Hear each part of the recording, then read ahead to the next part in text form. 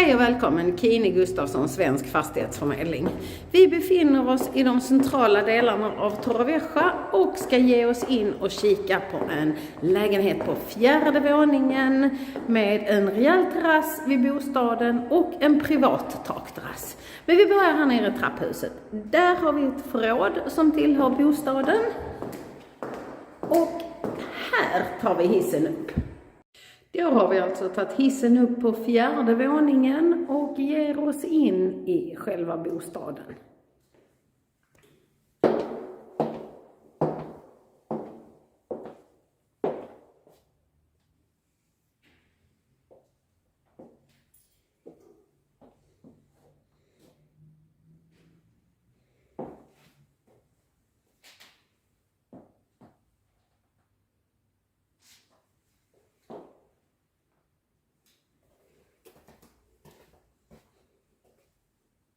Ett kök som är fullt utrustat och även med ljusinsläpp.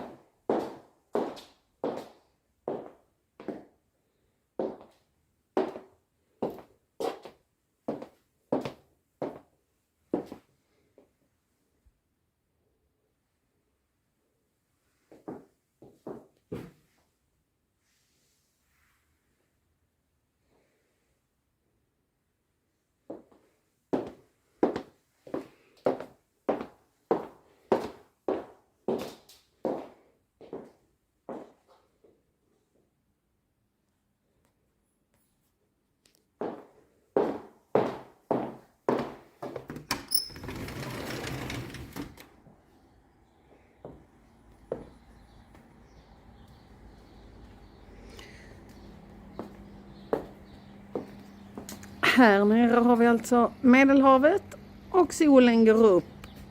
Så rakt söderläge här.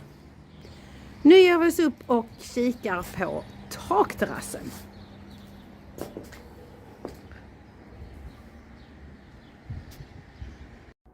Och då har vi tagit oss en trappa upp ut på den privata takterrassen. Det finns alltså en privat takterrass till varje bostad.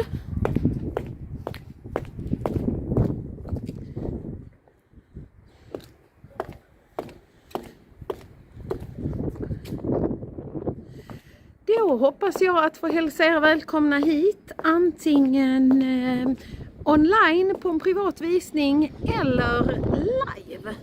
Och där nere ser vi havet. Det är lite oklart och lite molnigt idag, men jag hoppas få hälsa välkomna hit.